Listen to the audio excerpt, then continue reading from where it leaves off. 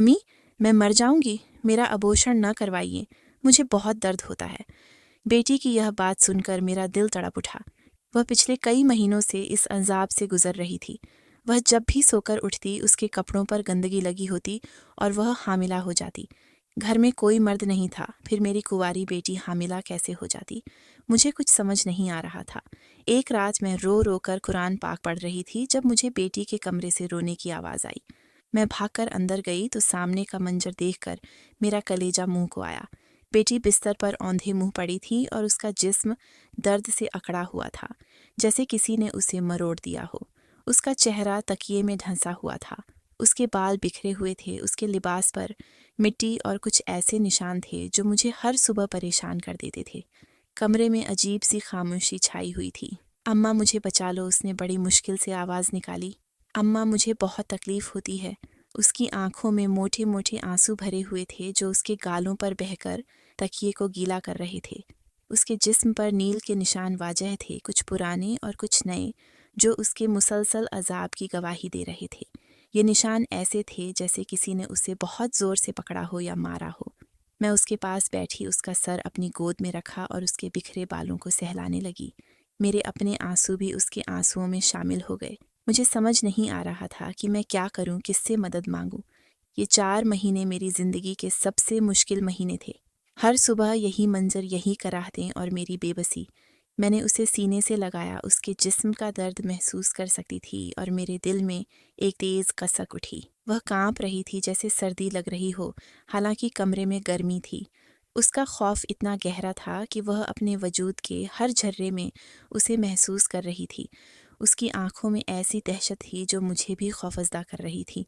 میں نے اس سے پوچھنے کی کوشش کی کہ کون آیا تھا بیٹی، لیکن وہ صرف سسکیاں بھرتی رہی اور وہ کے سوا کچھ نہ کہہ سکی۔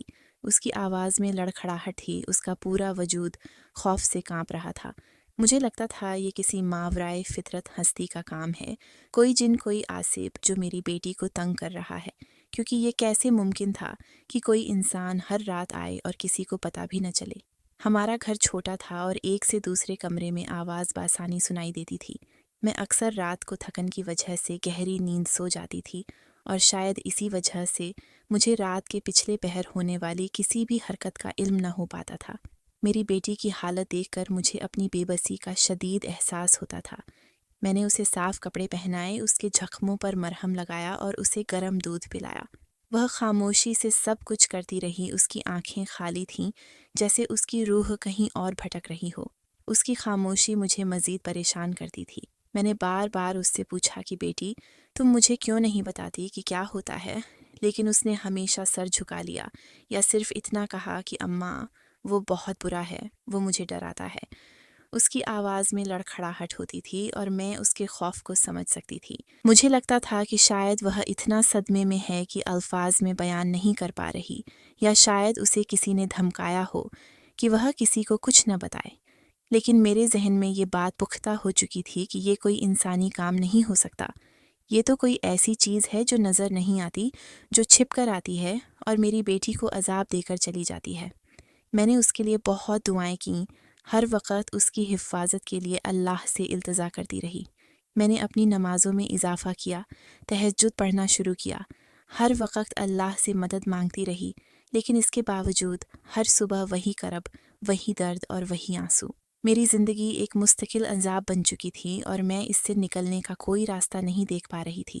ایک ایسی دلدل تھی جس میں میں بری طرح پھنس چکی تھی۔ میری بیٹی آسیہ کی حالت دن بدن بگڑتی جا رہی تھی اور میں اسے اپنی آنکھوں کے سامنے گھلتا دیکھ رہی تھی۔ اس کی ہنستی مسکراتی طبیعت کہیں کھو گئی تھی اور اس کی جگہ ایک خاموش سہمی ہوئی لڑکی نے لے لی تھی۔ مجھے یاد ہے وہ دن جب میری بیٹی اسکول جاتی تھی، چہچہاتی ہنستی میرے گھر کی رونق تھی۔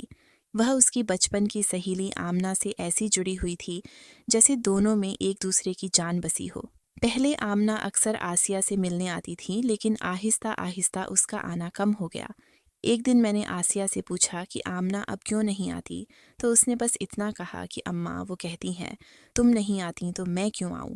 تب میں نے اس سے کہا کہ تم بھی چلی جایا کرو، کیوں نہیں جاتی؟ تم ایک ہی محلے کی بات ہو۔ آسیہ نے میری بات پر سر ہلایا اور اگلے ہی دن آمنہ کے گھر چلی گئی۔ اب یہ اس کا معمول بن گیا تھا کہ وہ اکثر خود آمنہ کے گھر جایا کرتی اور گھنٹوں لگا کر آتی۔ ایک شام جب وہ واپس آئی تو اس کا چہرہ بہت اترا ہوا تھا۔ میں نے وجہ پوچھی تو بس یہی کہا کہ اماں سر میں بہت درد ہے۔ اگلے دن آسیہ کی ماں ہمارے گھر آئی اور کہا، دیکھو بہن، محلہ داری ہے، میں نے اسی لیے واویلا نہیں بچایا۔ مجھے تمہاری بیٹی کے چلن پسند نہیں، بہتر ہے کہ تم اسے آمنہ سے دور رکھو۔ آسیہ دروازے کی اوٹ سے سب سن رہی تھی، اس کی آنکھوں سے آنسو بہنے لگے۔ میں نے اسے سمجھایا، پیار کیا، مگر اسے اکلوتی سہیلی کے بچھڑنے کا الگ ہی دکھ تھا۔ وقت یوں ہی گزرتا رہا۔ میں نے نوٹ کیا کہ وقت کے ساتھ میری بیٹی کی ہنسی بھی کہیں کھو گئی ہے۔ وہ چہکتی ہوئی آسیہ اب جیسے سہم گئی ہے۔ آسیہ بہت خوبصورت تھی، اس کی خوبصورتی پورے خاندان میں مشہور تھی۔ اس کی پھوپھی دل سے اسے اپنی بہو بنانا چاہتی تھی، لیکن میں اس رشتے پر راضی نہیں تھی۔ میرے دل میں عجیب سا خوف تھا، اور جب سے میں نے آسیہ کو ہر صبح اس حالت میں دیکھا، تب سے میرا دل اور بھی بے چین رہنے لگا۔ جو محلے والے میری بیٹی کی سادگی اور شرافت کے قصیدے پڑھتے تھے، وہی مجھے محلے میں گزرتے دیکھ عجیب عجیب باتیں کرنے لگے۔ شروع میں وہ بس پریشان رہتی تھی، خاموش اور سہمی ہوئی، مگر اب اس کے ساتھ عجیب و غریب واقعات ہو رہے تھے۔ کبھی اس کے چہرے پر کوئی نیا نشان ہوتا تو کبھی جسم پر۔ میں اسے ڈاکٹر کے پاس لے گئی تو خاندان میں بھی اس کی طبیعت کی خبر پھیل گئی۔ خاندان والوں کو آسیہ کی حالت کا علم ہوا تو وہ بھی ہم سے دور ہو گئے۔ جب کوئی میری بیٹی کو حقارت کی نظر سے دیکھتا تو میرا دل کٹ جاتا۔ اب آسیہ کا چہرہ زرد پڑ چکا تھا، آنکھوں کے گرد ہلکے پڑ گئے تھے، جیسے وہ کئی راتوں سے سوئی نہ ہو۔ اس کے جسم میں جان نہیں تھی اور وہ چلتے پھرتے بھی لڑکھڑا جاتی تھی۔ اس کی آنکھوں میں ایک مستقل خوف اور مایوسی کا سایہ چھایا رہتا تھا۔ میں نے اس کے علاج کے لیے ہر دروازہ کھٹکھٹایا تھا۔ پہلے تو میں اسے شہر کے بہترین ڈاکٹروں کے پاس لے گئی، لیکن وہ صرف جسمانی زخموں کا علاج کر سکتے تھے، اس کی روح پر لگے زخموں کا نہیں، اور نہ ہی وہ اس پراسرار عذاب کی وجہ بتا سکتے تھے۔ ڈاکٹروں نے مختلف ٹیسٹ کیے، دوائیاں دیں، لیکن کوئی فائدہ نہ ہوا۔ ان کا کہنا تھا کہ یہ نفسیاتی مسئلہ ہو سکتا ہے، کوئی ٹراما یا ڈپریشن، لیکن مجھے یقین تھا کہ یہ اس سے کہیں زیادہ گہرا تھا۔ یہ کسی ایسی چیز کا اثر تھا جو سائنس کی سمجھ سے باہر تھی۔ جب ڈاکٹروں سے مایوسی ہوئی تو میں نے روحانی علاج کا رخ کیا۔ میں نے ہر پیر، ہر عامل، ہر درگاہ پر حاضری دی۔ شہر میں جہاں بھی کسی بابے یا عالم کا نام سنتی، اپنی بیٹی کو لے کر وہاں پہنچ جاتی۔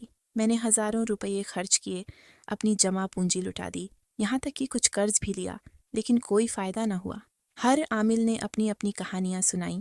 کسی نے کہا کہ اس پر کالا جادو ہوا ہے، کسی نے کہا کہ جنات کا سایہ ہے، اور کسی نے تو یہاں تک کہہ دیا کہ یہ کسی بدروح کا کام ہے۔ سب نے مختلف تعویذ دیے اور پانی پر پھونک مار کر پینے کو کہا۔ میں نے ہر بات مانی، ہر عمل کیا، لیکن میری بیٹی کی حالت جوں کی تیوں رہی۔ ایک مرتبہ میں اسے ایک عامل کے پاس لے کر گئی۔ وہاں پہنچتے ہی چند لمحوں میں مجھے احساس ہوا کہ عامل آسیہ کی طرف عجیب نظروں سے دیکھ رہا ہے۔ بے شک اس کے چہرے پر نشان تھے، لیکن اس کی خوبصورتی میں اب بھی کوئی کمی نہیں آئی تھی۔ میری بیٹی کی خوبصورتی دیکھ کر اس کا ایمان بھی ڈگمگاتا نظر آیا۔ اس نے کہا کہ ایک رات اپنی بیٹی کو یہاں چھوڑ جاؤ، میں خاص چلہ کاٹوں گا، جس کے بعد تمہاری بیٹی بالکل ٹھیک ہو جائے گی۔ یہ سن کر میرا دل بیٹھ گیا۔ ذہن میں سوال آیا، یہ کیسا چلہ ہے جس کے لیے مجھے اپنی بیٹی کو یہاں رات روکنا پڑے گا؟ میں نے اسے صاف انکار کر دیا اور اپنی بیٹی کو لے کر گھر آ گئی۔ اب میں نے کسی بھی روحانی علاج کی طرف جانے کا فیصلہ ترک کر دیا تھا، لیکن آسیہ کی حالت بدستور خراب ہوتی جا رہی تھی۔ اس کی راتوں کی نیندیں حرام تھیں اور دن میں وہ خوفزدہ رہتی تھی۔ اس کی سسکیاں اب ہمارے گھر کی پہچان بن چکی تھیں۔ محلے والے بھی اس کی حالت سے واقف ہو چکے تھے اور ان میں سے کچھ ہمدردی کا اظہار کرتے تو کچھ عجیب نظروں سے دیکھتے۔ کچھ تو یہ بھی کہتے کہ شاید اس پر کسی نے آسیہ کا سایہ کر دیا ہے یا اسے کسی نے نظر لگا دی ہے۔ ان کی باتیں میرے دل کو چیرتی تھیں، لیکن میں کیا کر سکتی تھی؟ میں نے ہر ممکن کوشش کر لی تھی، لیکن کوئی امید کی کرن نظر نہیں آ رہی تھی۔ ایک بار ایک عامل نے تو یہاں تک کہہ دیا کہ یہ بہت پرانا اور طاقتور جن ہے جو آسانی سے نہیں جائے گا، اور اس کے لیے بہت بڑا عمل کرنا پڑے گا جس پر بہت خرچہ آئے گا۔ میں نے اس کے لیے بھی خرچ لیا، اپنی تمام امیدیں اس عمل سے وابستہ کر لیں، لیکن نتیجہ وہی زیرو رہا۔ میری بیٹی کی آنکھوں میں اب مایوسی واضح نظر آتی تھی۔ وہ مجھ سے بھی نظریں چرانے لگی تھی، جیسے اسے لگتا ہو کہ میں اسے اس عذاب سے بچا نہیں پا رہی۔ اس کی خاموشی مجھے مزید پریشان کرتی تھی۔ وہ صرف اتنا کہتی تھی کہ اماں مجھے ڈر لگتا ہے، اور پھر وہ آئے گا اور پھر خاموش ہو جاتی۔ اس کے جسم پر بننے والے نیل کے نشان، اس کے کپڑوں پر مٹی اور عجیب سے دھبے، یہ سب مجھے مزید الجھا دیتے تھے۔ میں راتوں کو جاگ کر اس کے کمرے کے باہر بیٹھ جاتی، لیکن تھکن سے میری آنکھ لگ جاتی، اور جب صبح اٹھتی تو وہی ہولناک منظر سامنے ہوتا۔ میں نے سوچا کہ شاید میں ہی کمزور ایمان والی ہوں، اس لیے میری دعائیں قبول نہیں ہو رہی ہیں۔ میں نے اپنی نمازوں میں اضافہ کیا، تہجد پڑھنا شروع کیا، ہر وقت اللہ سے مدد مانگتی رہی۔ میں نے اس کے بستر کے نیچے قرآن بھی رکھا، آیت الکرسی پڑھ کر اس پر دم بھی کرتی، لیکن سب بے سود۔ مجھے لگتا تھا کہ شاید یہ میری آزمائش ہے اور میں اس میں ناکام ہو رہی ہوں۔ میری روح اندر سے زخمی ہو چکی تھی اور میرے دل میں ایک مستقل درد رہنے لگا تھا۔ میں نے اپنی بیٹی کے لیے سب کچھ کیا تھا، لیکن اس کے باوجود وہ اس عذاب سے باہر نہیں آ پا رہی تھی۔ میری زندگی ایک بے معنی سی جدوجہد بن چکی تھی اور میں روشنی کی ایک جھلک بھی نہیں دیکھ پا رہی تھی۔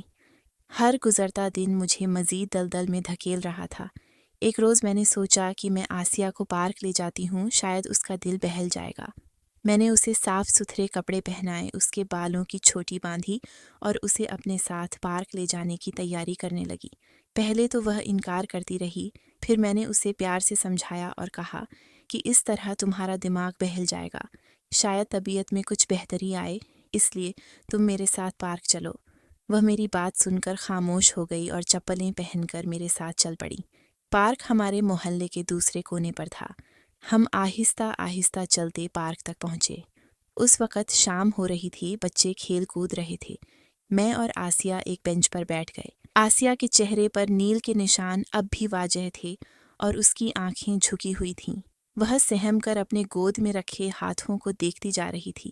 میں اسے مختلف چیزوں کے بارے میں بتا رہی تھی۔ دیکھو آسیہ، کتنے پیارے جھولے ہیں، دیکھو آسیہ، بچے کیسے کھیل رہے ہیں، لیکن وہ کسی بات پر نظر اٹھاتی اور کسی بات پر خاموشی سے اپنے ہاتھوں کو گھورتی رہتی۔ ابھی ہمیں وہاں گئے 10-15 منٹ ہی ہوئے تھے کہ مجھے قریب بچوں کے ہنسنے کی آوازیں سنائی دیں۔ میں نے ادھر ادھر دیکھا تو دور کھڑے 2 بچے آسیہ کو دیکھ کر اس کے جھکموں کا مذاق اڑا رہے تھے کہ اس کے چہرے پر کتنے نشان ہیں۔ آہستہ آہستہ ان کے ساتھ اور بچے بھی جمع ہونے لگے۔ آسیہ ایک دم سہم گئی اور سہم کر مجھ سے لپٹ گئی۔ میں نے آسیہ کو اپنے سینے سے لگا لیا، اسے پیار کیا اور بچوں کو کہا، کیا تم لوگ یہاں سے چلے جاؤ؟ لیکن وہ ٹلنے والے نہیں تھے۔ کوئی میری بیٹی کے چہرے پر بنے نشانوں کا مذاق اڑاتا تو کوئی اس کے سہمے ہوئے رویے پر، اور کوئی کہتا، ایسا لگتا ہے جیسے یہ کسی اور ہی دنیا سے آئی ہے۔ اس طرح ہر بچے کی زبان پر الگ الگ جملہ تھا۔ میرا یہ قدم میری بیٹی کے لیے مزید نقصان دہ ثابت ہوا تھا۔ میں اسے لے کر واپس آ گئی اور بستر پر لٹا دیا۔ میرے دل کی بے چینی میں مزید اضافہ ہو گیا تھا۔ نہ جانے میری پھولوں جیسی بیٹی کو کس کی نظر لگ گئی تھی۔ ایک دن جب سورج سر پر تھا اور گرمی اپنے عروج پر تھی، میری بیٹی کی سسکیاں گھر سے باہر گلی تک پہنچ رہی تھیں۔ وہ آج معمول سے زیادہ تکلیف میں تھی اور اس کی آواز میں ایسی بے بسی تھی جو میرے دل کو چیر رہی تھی۔ مجھے لگا جیسے اس کی روح اس کے جسم سے نکلنے کو بےتاب ہو۔ میں اسے سنبھالنے کی کوشش کر رہی تھی، اس کے سر کو سہلا رہی تھی، لیکن وہ مسلسل کراہ رہی تھی۔ اس کا پورا وجود درد سے دہل رہا تھا۔ اسی اثنا میں دروازے پر ایک ہلکی سی دستک ہوئی۔ میں نے حیرانی سے دروازے کی طرف دیکھا۔ اس وقت ہمارے گھر کوئی خاص مہمان نہیں آتا تھا اور نہ ہی کوئی پڑوسی اس وقت آتا تھا۔ میں نے سوچا کہ شاید کوئی بھکاری ہوگا، لیکن دل میں ایک عجیب سی کشش محسوس ہوئی، جیسے کوئی اندر سے مجھے دروازہ کھولنے پر مجبور کر رہا ہو۔ میں نے بیٹی کو بستر پر لٹایا اور دروازہ کھولنے چلی گئی۔ دروازہ کھولتے ہی میں نے دیکھا ایک بوڑھا فقیر کھڑا تھا۔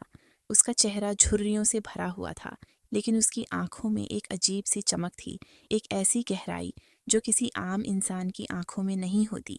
اس کے لباس پر مٹی اور دھول جمع ہوئی تھی، جیسے وہ کسی لمبے سفر سے آیا ہو۔ اس کے ہاتھ میں ایک لاٹھی تھی اور وہ بہت تھکا ہوا لگ رہا تھا۔ اس نے میری طرف دیکھا اور اس کی آنکھوں میں ایسی گہرائی تھی جو مجھے کچھ دیر کے لیے ساکت کر گئی۔ اس نے میری بیٹی کی سسکیوں کی آواز سنی جو اب بھی اندر سے آ رہی تھی۔ اس نے نرمی سے پوچھا، بیٹی کیا ہوا ہے؟ اندر سے رونے کی آواز آ رہی ہے، کیا کوئی تکلیف میں ہے؟ اس کی آواز میں ایسی شفقت تھی جو میرے دل کو چھو گئی۔ یہ آواز مجھے ٹھنڈی ہوا کے جھونکے کی طرح محسوس ہوئی۔ میں نے اسے اندر آنے کا اشارہ کیا اور اسے اپنی بیٹی کی پوری اسرار بیماری کے بارے میں بتایا، اس کی راتوں کا عذاب، صبح کی کراہتیں اور اس کے جسم پر بننے والے نیل کے نشان۔ میں نے اسے بتایا کہ کیسے میں نے ہر پیر، ہر عامل سے علاج کروایا، اپنی جمع پونجی لٹا دی، قرض بھی لیا، لیکن کوئی فائدہ نہ ہوا۔ میں نے اسے اپنی بے بسی اور مایوسی کے بارے میں بتایا اور کیسے میری بیٹی ہر صبح صرف اتنا کہتی ہے کہ وہ آیا تھا۔ میں نے اپنی تمام امیدیں اور خدشات اس کے سامنے رکھ دیں۔ فقیر نے میری بات غور سے سنی۔ اس کے چہرے پر کوئی حیرانی نہیں تھی، بلکہ گہری سوچ اور ہمدردی کا تاثر تھا۔ اس نے میری بیٹی کی طرف دیکھا جو اب بھی بستر پر پڑی سسک رہی تھی۔ اس نے کچھ دیر خاموشی اختیار کی، جیسے وہ کسی گہری سوچ میں ڈوبا ہوا ہو۔ کمرے میں مکمل خاموشی چھا گئی تھی، صرف میری بیٹی کی سسکیاں سنائی دے رہی تھیں۔ پھر اس نے ایک لمبی سانس لی اور اس کی آنکھوں میں ایک نئی چمک نمایاں ہوئی۔ مجھے اس کی آنکھوں میں ایک امید کی کرن نظر آئی جو میں نے 4 مہینے سے نہیں دیکھی تھی۔ ایک ایسی امید تھی جو میرے دل میں دوبارہ زندگی بھر رہی تھی۔ میں نے اس سے پوچھا، بابا جی، کیا آپ کو کچھ سمجھ آیا؟ کیا آپ میری بیٹی کا علاج کر سکتے ہیں؟ اس نے میری طرف دیکھا اور ایک دھیمی آواز میں کہا، بیٹی گھبراؤ نہیں، اللہ بڑا مہربان ہے، ہر مشکل کا حل ہوتا ہے۔ اس کے الفاظ نے میرے دل کو کچھ سکون دیا۔ مجھے اس فقیر میں کچھ ایسا نظر آیا جو دوسرے عاملوں میں نہیں تھا۔ اس کی آنکھوں میں لالچ نہیں بلکہ ایک سچی ہمدردی اور روحانیت تھی۔ مجھے اس پر یقین آنے لگا تھا، حالانکہ میں نے پہلے بھی بہت سے لوگوں پر یقین کر کے مایوسی کے سوا کچھ نہیں پایا تھا، لیکن اس فقیر کی موجودگی میں ایک عجیب سا اطمینان تھا، جیسے اس کے پاس واقعی کوئی حل ہو۔ میں نے دل ہی دل میں اللہ کا شکر ادا کیا کہ اس نے شاید میری دعا سن لی تھی اور اس فقیر کو میرے پاس بھیجا تھا۔ ایک ایسا لمحہ تھا جب مجھے لگا کہ میری زندگی میں کوئی روشنی کی کرن نمایاں ہوئی ہے۔ فقیر نے میری بات غور سے سننے کے بعد ایک لمحے کے لیے اپنی آنکھیں بند کیں، جیسے وہ کسی گہری سوچ میں ڈوبا ہو۔ اس کا چہرہ پرسکون تھا، لیکن اس کی آنکھوں میں ایک عجیب سی چمک تھی۔ پھر اس نے اپنی آنکھیں کھولیں اور میری طرف دیکھا۔ اس کی آنکھوں میں ایسی گہرائی تھی جو مجھے اس کی باتوں پر یقین کرنے پر مجبور کر رہی تھی۔ اس نے دھیمی اور پرسکون آواز میں کہا، بیٹی، تمہاری بیٹی پر کوئی جن یا عاصب نہیں ہے، یہ معاملہ کچھ اور ہے۔ اس کے الفاظ سن کر میں چونک گئی۔ میں نے تو یہی سوچا تھا کہ یہ کوئی جنات کا سایہ ہے۔ میں نے حیرانی سے اس کی طرف دیکھا، تو پھر کیا ہے بابا جی؟ میرے ذہن میں ہزاروں سوال ایک ساتھ ابھر آئے۔ اگر جن نہیں تو پھر کیا ہے؟ اس نے ایک لمبی سانس لی اور بولا، بیٹی، آج رات سورۃ ملک 4 بار پڑھ کر اپنی بیٹی پر پھونک دینا۔ اس کی بات سن کر میں مزید حیران ہوئی۔ سورۃ ملک، یہ تو قرآن کی ایک سورت ہے۔ میں نے تو پہلے بھی بہت دعائیں کی تھیں، لیکن اس سے کیا ہوگا؟ میرے ذہن میں ہزاروں سوال اٹھنے لگے۔ یہ اتنا سادہ سا عمل مجھے عجیب لگا۔ میں نے تو بڑے بڑے عاملوں کو لمبے چوڑے وظائف بتاتے دیکھا تھا، لیکن یہ صرف ایک سورت۔ اس نے اپنی بات جاری رکھی۔ اس کی آواز میں خاص تاکید تھی، یہ بات اس سے بالکل نہ بتانا، بیٹی کو یہ نہیں پتہ چلنا چاہیے کہ تم یہ عمل کر رہی ہو۔ یہ شرط مجھے مزید عجیب لگی۔ اگر یہ روحانی علاج ہے تو بیٹی کو بتانے میں کیا حرج ہے؟ کیا اسے بتانے سے عمل کا اثر ختم ہو جائے گا؟ لیکن اس کی آنکھوں میں ایسی چمک تھی، ایک ایسا پختہ یقین تھا کہ میں اس کے حکم کی تعمیل کرنے پر مجبور ہو گئی۔ میرے اندر ایک عجیب سی کشمکش تھی جو مجھے اس کی بات ماننے پر اکسا رہی تھی۔ حقیقت خود ہی سامنے آ جائے گی۔ اس نے اپنی بات ختم کی۔ اس کے چہرے پر ایک پراسرار مسکراہٹ تھی، جیسے وہ کسی ایسے راز کو جانتا ہو جو مجھ سے پوشیدہ ہے۔ میں نے اس سے مزید پوچھنے کی کوشش کی، بابا جی، اس سے کیا ہوگا؟ یہ کیسے ممکن ہے؟ لیکن اس نے صرف اتنا کہا، بیٹی، اللہ پر بھروسہ رکھو، جو کہا ہے وہ کرو، جلدی سب تمہارے سامنے آ جائے گا۔ اس کے بعد وہ اٹھا اور دروازے کی طرف بڑھنے لگا۔ میں نے اسے روکنے کی کوشش کی۔ بابا جی، آپ کہاں جا رہے ہیں اور آپ کو کیا چاہیے؟ اس نے پیچھے مڑ کر دیکھا اور ایک دھیمی سی مسکراہٹ کے ساتھ بولا، بیٹی، مجھے کچھ نہیں چاہیے، میرا کام ہو گیا ہے۔ اور پھر وہ دروازے سے باہر نکل گیا اور گلی میں غائب ہو گیا۔ وہ اتنی تیزی سے چلا گیا جیسے ہوا میں تحلیل ہو گیا ہو۔ میں وہیں کھڑی رہ گئی، اس کی باتوں پر غور کرتی رہی۔ سورۃ ملک اور بیٹی کو نہ بتانا ایک عجیب سا نسخہ تھا جو میں نے پہلے کبھی نہیں سنا تھا۔ میں نے بہت سے عاملوں کو دیکھا تھا جو لمبے چوڑے وظائف بتاتے، تعویذ دیتے اور بھاری رقم کا مطالبہ کرتے تھے، لیکن اس فقیر نے نہ تو کوئی رقم مانگی اور نہ ہی کوئی مشکل عمل بتایا، صرف صورت ملک۔ میرے دل میں ایک عجیب سی امید جاگی، شاید یہ واقعی کوئی مختلف معاملہ ہے، شاید اس فقیر نے کچھ ایسا دیکھ لیا تھا جو میں نہیں دیکھ پا رہی تھی۔ میں نے دل ہی دل میں فیصلہ کیا کہ میں اس کی بات ضرور مانوں گی۔ میرے پاس کھونے کے لیے کچھ نہیں تھا اور شاید یہ میری آخری امید تھی۔ میں نے قرآن کھولا اور سورت ملک کی تلاوت شروع کی۔ میں نے اسے غور سے پڑھا، اس کے معنی پر غور کیا اور اپنے دل میں ایک پختہ ارادہ کر لیا کہ آج رات میں یہ عمل ضرور کروں گی۔ میرے ذہن میں اب بھی یہ سوال تھا کہ بیٹی کو کیوں نہیں بتانا، لیکن میں نے فقیر کی بات پر بھروسہ کرنے کا فیصلہ کیا تھا۔ رات گہری ہو چکی تھی اور چاند اپنی پوری آب و تاب سے آسمان پر چمک رہا تھا۔ گھر میں مکمل خاموشی چھائی ہوئی تھی، صرف چھینگروں کی آوازیں سنائی دے رہی تھیں۔ یہ خاموشی مجھے مزید بے چین کر رہی تھی۔ میری بیٹی اپنے بستر پر گہری نیند سو رہی تھی، اس کا چہرہ پرسکون تھا، لیکن میں جانتی تھی کہ یہ سکون عارضی ہے۔ مجھے فقیر کی باتیں یاد آ رہی تھیں اور میرے دل میں ایک عجیب سی بے چینی تھی۔ ہر گزرتے لمحے کے ساتھ میری دھڑکن تیز ہو رہی تھی۔ میں نے وضو کیا، جائے نماز بچھائی اور اللہ کے حضور سجدہ ریز ہو گئی۔ میں نے دل ہی دل میں اللہ سے دعا کی کہ وہ میری بیٹی کو اس عذاب سے نجات دلائے اور فقیر کی باتوں میں سچائی ہو۔ میں نے قرآن کھولا اور سورت ملک کی تلاوت شروع کی۔ میری آواز میں لڑکھڑاہٹ تھی، لیکن میں نے ہمت کر کے پڑھنا شروع کیا۔ ایک بار، دو بار، تین بار، ہر آیت کے ساتھ میرے دل میں ایک نئی امید جاگ رہی تھی۔ میں نے ہر لفظ کو محسوس کیا، اس کے معنی پر غور کیا اور میرے آنسو خاموشی سے بہہ رہے تھے۔ یہ آنسو امید اور خوف کے ملے جلی جذبات کے تھے۔ جب میں نے چوتھی بار تلاوت مکمل کی تو میرے دل کو ایک عجیب سا سکون محسوس ہوا۔ یہ سکون گہرے بھروسے کا تھا، جیسے میں نے اپنا بوجھ اللہ کے سپرد کر دیا ہو۔ میں نے آہستہ سے قرآن بند کیا اور اپنی بیٹی کے بستر کی طرف بڑھی۔ وہ گہری نیند سو رہی تھی اور اس کی سانسیں معمول کے مطابق چل رہی تھیں۔ میں نے ایک لمحے کے لیے سکون کا سانس لیا۔ میں نے اس کے قریب جا کر آہستہ سے اس پر پھونکا۔ میرے دل میں ایک عجیب سی خیفیت تھی، خوف، امید اور غیر یقینی۔ میں نے اس کے ماتھے پر بوسہ دیا اور خاموشی سے اس کے کمرے سے باہر آ گئی۔ میں نے گھڑی کی طرف دیکھا، رات کے 2 بج رہے تھے۔ فقیر نے کہا تھا کہ حقیقت خود ہی سامنے آ جائے گی۔ مجھے نہیں پتا تھا کہ وہ حقیقت کیا ہوگی، لیکن میرے دل میں ایک عجیب سا اضطراب تھا۔ میں نے سوچا کہ میں کیا کروں، کیا میں جا کر سو جاؤں، لیکن میری آنکھوں میں نیند نہیں تھی۔ میں نے فیصلہ کیا کہ میں 2 گھنٹے تک انتظار کروں گی، جیسے فقیر نے کہا تھا۔ میں نے اپنی جائے نماز پر ہی بیٹھ کر اللہ کا ذکر شروع کر دیا۔ ہر لمحہ ایک صدی لگ رہا تھا۔ میرے ذہن میں ہزاروں خدشات رکھ رہے تھے۔ کیا یہ واقعی کام کرے گا؟ کیا میری بیٹی کو آج رات سکون ملے گا، یا یہ بھی پچھلے تمام علاجوں کی طرح ناکام ہو جائے گا؟ میں نے آنکھیں بند کر کے اللہ سے دعا کی کہ وہ میری بیٹی کو اس عذاب سے نجات دلائے۔ میں نے اپنے دل میں یہ بھی سوچا کہ اگر یہ جن یا عاصب نہیں ہے تو پھر کیا ہے؟ فقیر نے کہا تھا کہ یہ معاملہ کچھ اور ہے، لیکن میرے ذہن میں کوئی جواب نہیں تھا۔ میں نے صرف اللہ پر بھروسہ کر لیا تھا اور فقیر کی بات پر عمل کر رہی تھی۔ 2 گھنٹے کا انتظار میرے لیے ایک بہت بڑا امتحان تھا۔ میں ہر لمحہ بیٹی کے کمرے کی طرف دیکھتی رہی، جیسے اس کی آواز سنائی دے گی، لیکن کمرے میں مکمل خاموشی چھائی ہوئی تھی۔ یہ خاموشی مجھے مزید پریشان کر رہی تھی، کیونکہ میں 4 مہینے سے ہر رات اس کی کراہتیں سننے کی عادی ہو چکی تھی۔ اب یہ خاموشی مجھے عجیب لگ رہی تھی۔ کیا یہ سکون کی خاموشی تھی یا طوفان سے پہلے کا سکون؟ میں نے اپنے دل کو مضبوط کیا اور اللہ کا نام لیا۔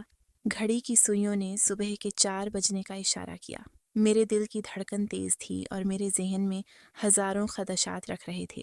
ہر گزرتا لمحہ میرے لیے ایک امتحان تھا۔ میں نے ہمت کر کے بیٹی کے کمرے کی طرف قدم بڑھائے۔ ہر قدم کے ساتھ میرے دل میں ایک عجیب سی گھبراہٹ بڑھ رہی تھی۔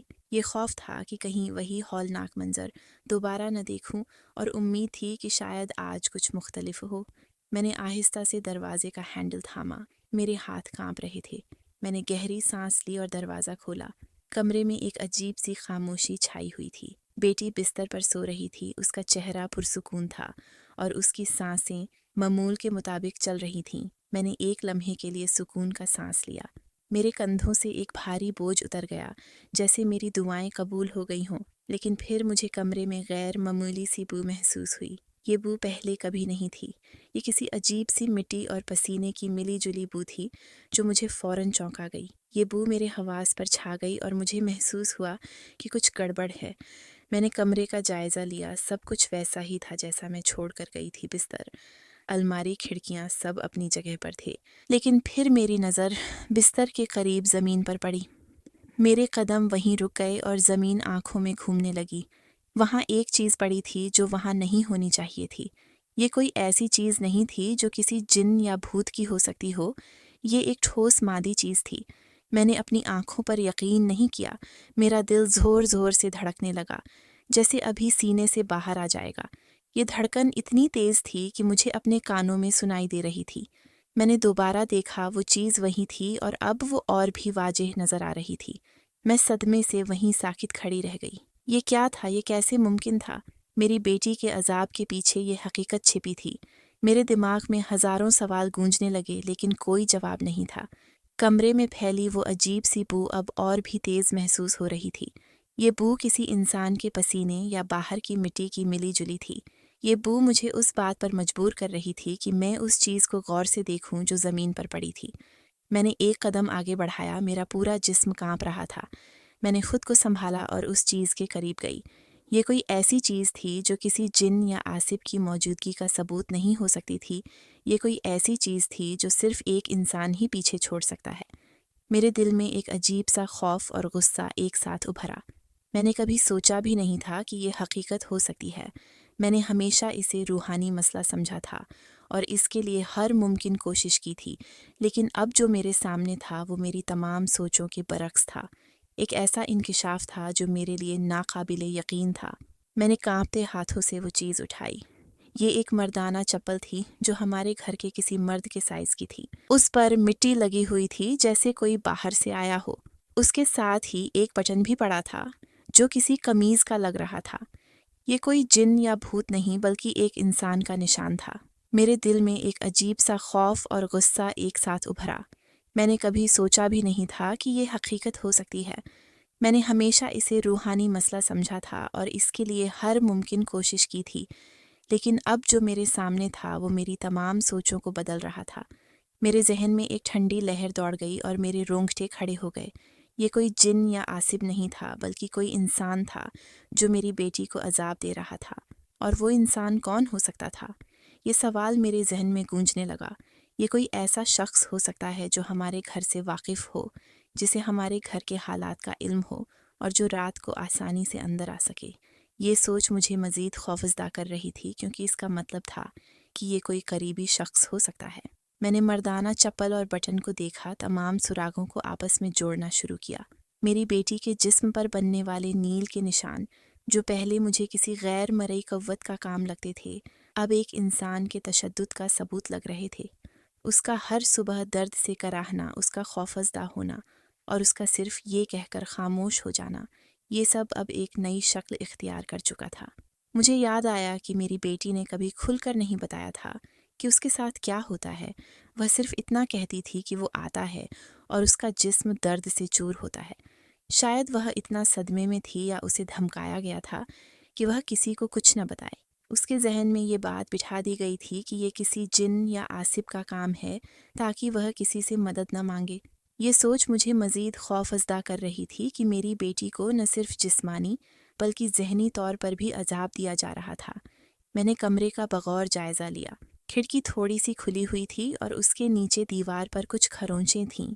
یہ کھرونچیں ایسی تھیں جیسے کوئی دیوار پر چڑھ کر اندر آیا ہو یا باہر نکلا ہو۔ میں نے پہلے کبھی ان پر غور نہیں کیا تھا کیونکہ میں نے ہمیشہ اسے بچوں کی شرارت یا پرانی دیوار کے نشان سمجھا تھا، لیکن اب یہ واضح ہو چکا تھا کہ یہ کسی کے رات کو چپکے سے اندر آنے اور باہر جانے کے نشان تھے۔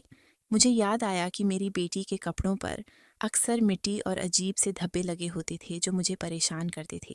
میں نے سوچا کہ شاید وہ نیند میں باہر نکل جاتی ہو، لیکن اب مجھے سمجھ آ رہا تھا کہ یہ مٹی اس شخص کی تھی جو باہر سے آتا تھا۔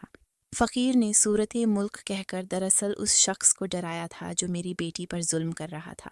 اس نے کوئی روحانی عمل نہیں کیا تھا، بلکہ اس نے ایک نفسیاتی چال چلی تھی۔ اس نے اس شخص کو یہ یقین دلایا تھا کہ اس کے عمل کا روحانی طور پر مقابلہ کیا جا رہا ہے، اور اسی خوف سے وہ جلد بازی میں یہ نشانیاں چھوڑ گیا۔ فقیر کی بات کی حقیقت خود ہی سامنے آ جائے گی اب میرے سامنے واضح ہو چکی تھی۔ یہ حقیقت کسی جن یا آصف کی نہیں بلکہ ایک انسان کی تھی۔ یہ کوئی ایسا شخص تھا جو ہمارے گھر سے واقف تھا، جسے ہمارے گھر کے حالات کا علم تھا، اور جو رات کو آسانی سے اندر آ سکتا تھا۔ یہ سوچ مجھے مزید خوفزدہ کر رہی تھی، کیونکہ اس کا مطلب تھا کہ یہ کوئی قریبی شخص ہو سکتا ہے۔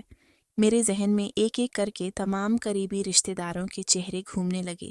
کون ہو سکتا ہے؟ کون اتنا گھنونا کام کر سکتا ہے؟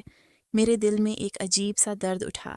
یہ درد اس حقیقت کا تھا کہ کوئی اپنا ہی میری بیٹی کو عذاب دے رہا تھا۔ میں نے چپل اور بٹن کو مضبوطی سے پکڑا۔ یہ اب میرے لیے صرف ثبوت نہیں تھے، بلکہ میری بیٹی کے عذاب کی گواہی تھے۔ میری آنکھوں میں آنسو بھر آئے، لیکن اس بار یہ آنسو بے بسی کے نہیں تھے، بلکہ غصے اور انتقام کے تھے۔ میں نے اپنی بیٹی کو اس درندے سے بچانے کا پختہ ارادہ کر لیا تھا۔ میں اب مزید خاموش نہیں رہ سکتی تھی۔ میرے ہاتھ میں وہ مردانہ چپل اور بٹن تھے، اور میرا ذہن تیزی سے کام کر رہا تھا۔ میں نے تمام سراغوں کو آپس میں جوڑ لیا تھا، اور اب مجھے یقین ہو چکا تھا کہ میری بیٹی کے عذاب کے پیچھے کوئی انسان ہے۔ لیکن وہ انسان کون تھا؟ یہ سوال میرے ذہن میں گونج رہا تھا۔ میں نے اپنے تمام قریبی رشتہ داروں کے بارے میں سوچنا شروع کیا۔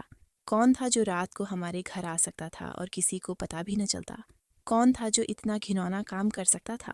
میرے ذہن میں ایک ایک کر کے تمام چہرے گھومنے لگے۔ ہر چہرے کو میں شکی نظر سے دیکھ رہی تھی۔ پھر اچانک ایک چہرہ میرے ذہن میں آیا جو اکثر ہمارے گھر آتا جاتا تھا، اور جس پر ہم سب بہت بھروسہ کرتے تھے۔ یہ ہمارے خاندان کا ایک قریبی رشتہ دار تھا، جسے ہم سب بہت عزت دیتے تھے، اور جو ہمیشہ ہمدرد اور نیک نظر آتا تھا۔ اس کا نام میرے ذہن میں آتے ہی میرے جسم میں ایک سنسنی سی دوڑ گئی۔ نہیں، یہ نہیں ہو سکتا۔ میرا دل چیخ اٹھا، وہ ایسا کیسے کر سکتا ہے؟ وہ تو بہت نیک اور شریف انسان لگتا ہے۔ یہ سوچ میرے لیے ناقابل یقین تھی، لیکن مجھے پھر اس کی کچھ عادتیں یاد آئیں۔ وہ اکثر رات گئے تک ہمارے گھر میں رکتا تھا، اور کبھی کبھی تو رات بھی گزار لیتا تھا۔ اس کا کمرہ بیٹی کے کمرے کے قریب ہی تھا، اور اس کی چپل کا سائز بھی اسی کے پاؤں کے برابر تھا۔ میرے ہاتھ میں موجود چپل کو دیکھ کر مجھے اس پر شک ہونے لگا۔ میں نے اس چپل کو کئی بار غور سے دیکھا، اور پھر مجھے اس میں ایک مخصوص نشان نظر آیا جو میں نے پہلے بھی اسی رشتہ دار کی چپل پر دیکھا تھا۔ یہ ایک ایسا نشان تھا جو صرف اس کی چپل پر ہی ہوتا تھا، اور بٹن وہ بھی اس کی قمیض کے بٹن جیسا تھا۔ میرے رونگٹے کھڑے ہو گئے۔ یہ حقیقت اتنی ہولناک تھی کہ میرا دل بیٹھ گیا۔ جس پر ہم نے اتنا بھروسہ کیا، جس کو ہم نے اپنے گھر میں پناہ دی، وہی ہماری بیٹی کا ظالم تھا۔ یہ سوچ میرے لیے ناقابل برداشت تھی۔ میرے اندر کا خوف اب غصے میں بدل چکا تھا۔ یہ غصہ اس شخص پر تھا جس نے میری بیٹی کی معصومیت کو پامال کیا تھا، اور یہ غصہ اپنی بے بسی پر بھی تھا کہ میں اتنے عرصے تک اس حقیقت سے بے خبر رہی۔ میری آنکھوں میں آنسو بھر آئے، لیکن اس بار یہ آنسو بے بسی کے نہیں بلکہ غصے اور انتقام کے تھے۔ میں نے اپنی بیٹی کو اس درندے سے بچانے کا پختہ ارادہ کر لیا تھا۔ میں اب مزید خاموش نہیں رہ سکتی تھی۔ میں نے دل ہی دل میں قسم کھائی کہ میں اس شخص کو اس کے کیے کی سزا دلوا کر رہوں گی۔ یہ رشتہ دار تھا، لیکن اس نے جو کیا تھا اس کے بعد وہ میرے لیے ایک درندہ تھا۔ میں نے اپنے آپ کو سنبھالا اور مضبوطی سے کھڑی ہو گئی۔ مجھے اپنی بیٹی کے لیے لڑنا تھا، مجھے اسے انصاف دلوانا تھا۔ یہ ایک مشکل اور تکلیف دہ سفر تھا، لیکن میں اپنی بیٹی کے لیے ہر مشکل کا سامنا کرنے کو تیار تھی۔ میں نے چپل اور بٹن کو ایک کپڑے میں لپیٹا۔ یہ میرے لیے سب سے اہم ثبوت تھے۔ میرے دل میں اب کوئی شک نہیں تھا۔ حقیقت میرے سامنے آ چکی تھی، اور اب مجھے صرف انصاف چاہیے تھا۔ صبح ہوتے ہی میں نے بغیر کسی ہچکچاہٹ کے پولیس سے رابطہ کیا۔ یہ میرے لیے ایک مشکل قدم تھا، کیونکہ میں نے کبھی سوچا بھی نہیں تھا کہ مجھے اپنی ہی خاندان کے کسی فرد کے خلاف پولیس کے پاس جانا پڑے گا، لیکن میری بیٹی کے عذاب نے مجھے یہ ہمت دی تھی۔ میں نے پولیس کو ساری کہانی سنائی، اپنی بیٹی کی 4 مہینے کی عذاب۔ میں نے انہیں وہ چپل اور بٹن بھی دکھائے۔ پولیس نے میری بات غور سے سنی۔ پہلے تو انہیں یقین نہیں آیا، لیکن جب میں نے انہیں تمام تفصیلات بتائیں اور ثبوت دکھائے تو انہوں نے فوری کارروائی کا یقین دلایا۔ پولیس نے چند ہی گھنٹوں میں ہمارے اس قریبی رشتہ دار کو، جو اکثر ہمارے گھر آتا جاتا تھا، چپل اور بٹن کے سراغ کے بعد گرفتار کر لیا۔ جب پولیس اسے گرفتار کرنے آئی تو وہ پہلے تو ہکا بکا رہ گیا۔ اس کے چہرے پر حیرانی اور خوف کے ملے جلی تاثرات تھے۔ اسے یقین نہیں آ رہا تھا کہ اسے پکڑا جا رہا ہے۔ اس نے میری طرف دیکھا اور اس کی آنکھوں میں ایک لمحے کے لیے خوف نظر آیا، لیکن پھر اس نے چہرے پر ایک عجیب سی بے شرمی اور تکبر نمایاں کیا، جیسے اسے اپنے کیے پر کوئی پچھتاوا نہ ہو۔ پولیس نے اسے ہتھکڑیاں لگائیں اور اسے اپنے ساتھ لے گئے۔ میں نے اسے جاتے ہوئے دیکھا اور میرے دل میں ایک عجیب سا سکون محسوس ہوا۔ یہ سکون اس بات کا تھا کہ میری بیٹی کو انصاف ملنے والا تھا۔ یہ ایک مشکل اور تکلیف دہ سفر تھا، لیکن میں اپنی بیٹی کے لیے ہر مشکل کا سامنا کرنے کو تیار تھی۔ پولیس نے مجھے یقین دلایا کہ وہ اس معاملے کی پوری تحقیقات کریں گے اور مجرم کو اس کے کیے کی سزا دلوائیں گے۔ میں نے اپنے آپ کو سنبھالا اور اپنی بیٹی کے پاس گئی۔ وہ ابھی سو رہی تھی اور اس کا چہرہ پرسکون تھا۔ مجھے امید تھی کہ اب اس کی راتیں پرسکون گزریں گی اور اسے مزید عذاب نہیں اٹھانا پڑے گا۔ میں نے اس کے ماتھے پر بوسہ دیا اور دل ہی دل میں اللہ کا شکر ادا کیا کہ اس نے مجھے یہ ہمت دی اور مجھے حقیقت تک پہنچنے میں مدد کی۔ یہ ایک لمبی جنگ تھی، لیکن اس کا آغاز ہو چکا تھا اور میں جانتی تھی کہ میں اسے جیت کر رہوں گی۔ پولیس اسٹیشن میں مجرم سے پوچھ تاچھ جاری تھی۔ میں باہر انتظار کر رہی تھی۔ میرا دل تیزی سے دھڑک رہا تھا۔ میں جاننا چاہتی تھی کہ آخر اس نے یہ سب کیوں کیا، اس کے کیا معاملات تھے۔ پولیس نے مجھے بتایا کہ وہ پہلے تو انکار کرتا رہا، لیکن جب انہیں مزید ٹھوس ثبوت ملے اور انہوں نے سخت پوچھ تاچھ کی تو اس نے آخر کار اقرار کر لیا۔ جب مجھے اس کے اقرار کے بارے میں بتایا گیا تو میرے رونگٹے کھڑے ہو گئے۔ اس نے کہا کہ میں تو بس اسے سدھار رہا تھا، یہ بہت سرکش ہو گئی تھی۔ اس کے الفاظ سن کر میرے رونگٹے کھڑے ہو گئے۔ اس کی سوچ اتنی گھنونی اور بیمار تھی۔ اس کا کہنا تھا کہ اسے لگتا تھا کہ وہ میری بیٹی کو قابو کر رہا ہے اور اسے سبق سکھا رہا ہے، کیونکہ اسے بیٹی کا عاجزانہ رویہ پسند نہیں تھا۔ وہ میری بیٹی کے بڑھتے ہوئے اعتماد اور اس کے اپنی مرضی سے جینے کے انداز کو برداشت نہیں کر سکتا تھا۔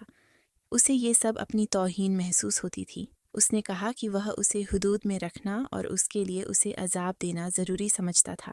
اس نے یہ بھی بتایا کہ وہ یہ سب اس لیے کرتا تھا تاکہ میری بیٹی خوفزدہ رہے اور کسی سے بات نہ کرے۔ اس نے بیٹی کو دھمکایا تھا کہ اگر اس نے کسی کو کچھ بتایا تو اس کا انجام برا ہوگا، اس لیے میری بیٹی خاموش تھی اور وہ اسے جن بھوت کا معاملہ سمجھتی رہی۔ اس کا کہنا تھا کہ وہ اسے نفسیاتی طور پر توڑنا چاہتا تھا تاکہ وہ مکمل طور پر اس کے کنٹرول میں آ جائے۔ اس نے یہ بھی اقرار کیا کہ وہ رات کو کھڑکی کے ذریعے اندر آتا تھا اور صبح ہونے سے پہلے ہی اسی راستے سے نکل جاتا تھا۔ اس نے سوچا تھا کہ کوئی بھی اس پر شک نہیں کرے گا، کیونکہ وہ ہمارے گھر کا ایک قریبی اور قابل اعتماد فرد تھا۔ اس نے فقیر کے عمل کے بارے میں بھی بتایا۔ اس کا کہنا تھا کہ جب فقیر نے صورت ملک کا ذکر کیا اور کہا کہ حقیقت سامنے آ جائے گی تو اسے لگا کہ اس کا راز کھلنے والا ہے۔ وہ اتنا خوفزدہ ہو گیا کہ جلد بازی میں اپنی چپل اور بٹن وہیں چھوڑ گیا۔ اسے لگا کہ یہ کوئی روحانی طاقت ہے جو اس کے خلاف کام کر رہی ہے۔ اس کی اس گھنونی حرکت کو ایک قسم کی تربیت سمجھنا پوری سراسر ایک ذہنی بیماری تھی۔ اس کی سوچ اتنی بگڑ چکی تھی کہ وہ اپنی شیطانی حرکتوں کو درست سمجھتا تھا۔ میں نے اس کی باتیں سن کر اپنے آپ کو سنبھالا۔ میرے دل میں ایک عجیب سا درد اٹھا۔ یہ درد اس حقیقت کا تھا کہ کوئی اپنا ہی میری بیٹی کو عذاب دے رہا تھا، لیکن اس کے ساتھ ہی ایک سکون بھی تھا کہ حقیقت سامنے آ چکی تھی اور مجرم پکڑا جا چکا تھا۔ یہ ایک مشکل اور تکلیف دہ لمحہ تھا، لیکن میں اپنی بیٹی کے لیے ہر مشکل کا سامنا کرنے کو تیار تھی۔ میں نے پولیس کا شکریہ ادا کیا کہ وہ اس شخص کو سخت سے سخت سزا دلوائیں گے۔ مجرم کے اقرار اور اس کے گھنونے معاملات سامنے آنے کے بعد قانونی کارروائی کا آغاز ہوا۔ یہ ایک لمبا اور تکلیف دہ عمل تھا، لیکن میں نے اپنی بیٹی کے ساتھ کھڑے رہنے کا پختہ ارادہ کر لیا تھا۔ عدالت میں مقدمہ چلا اور تمام ثبوت پیش کیے گئے۔ میری بیٹی نے بھی ہمت کر کے اپنی گواہی دی، حالانکہ یہ اس کے لیے بہت مشکل تھا۔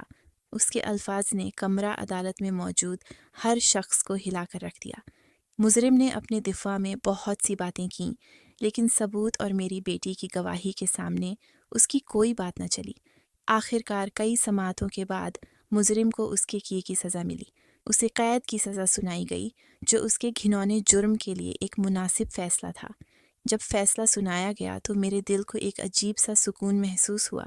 یہ سکون انصاف ملنے کا تھا اور اس بات کا کہ میری بیٹی کو مزید عذاب نہیں اٹھانا پڑے گا۔ یہ ایک لمبی جنگ تھی لیکن ہم اسے جیت چکے تھے۔ مجرم کو اس کے کیے کی سزا مل چکی تھی اور اب میری بیٹی محفوظ تھی۔ اس کے بعد کا وقت میری بیٹی کے لیے بہت اہم تھا۔ وہ آہستہ آہستہ اس عذاب سے باہر آ رہی تھی۔ میں نے اسے نفسیاتی مدد بھی دلوائی تاکہ وہ اس صدمے سے مکمل طور پر باہر آ سکے۔ شروع میں اسے بہت مشکل ہوئی، وہ ڈرتی تھی، سہمی ہوئی تھی، لیکن وقت کے ساتھ ساتھ اور میری محبت اور حمایت سے وہ آہستہ آہستہ معمول کی زندگی کی طرف لوٹنے لگی۔ اس کی ہنسی جو کہیں کھو گئی تھی اب دوبارہ سنائی دینے لگی تھی۔ اس کی آنکھوں میں جو خوف تھا وہ اب امید میں بدل چکا تھا۔ وہ اب کھل کر بات کرنے لگی تھی اور اس نے اپنے اندر کے تمام خوف کو باہر نکالنا شروع کر دیا تھا۔ میں نے اسے ہر قدم پر سہارا دیا اور اسے یقین دلایا کہ وہ اکیلی نہیں ہے۔ ہم نے مل کر اس مشکل وقت کا سامنا کیا اور ہم نے اسے کامیابی سے پار کیا۔ ہر صبح اب اس کے لیے ایک نئی صبح تھی، خوف سے پاک اور امید سے بھری ہوئی۔ سورج کی کرنیں اب اس کے لیے روشنی اور امید کا پیغام لے کر آتی تھیں۔ اس کے لباس پر اب کوئی مٹی یا نیل کے نشان نہیں ہوتے تھے۔ اس کی آنکھوں میں اب خوف نہیں بلکہ زندگی کی چمک تھی۔ یہ ایک نئی زندگی تھی جو ہم نے مل کر شروع کی تھی۔ فقیر کی بات سچ ثابت ہوئی تھی، حقیقت سامنے آ چکی تھی اور اس حقیقت نے ہماری زندگیوں کو بدل دیا تھا۔ یہ کہانی صرف ایک عذاب کی نہیں تھی بلکہ امید، ہمت اور انصاف کی کہانی تھی۔ یہ اس بات کا ثبوت تھا کہ جب ہمت کی جائے تو ہر مشکل کا سامنا کیا جا سکتا ہے اور ہر اندھیرے کے بعد روشنی ضرور آتی ہے۔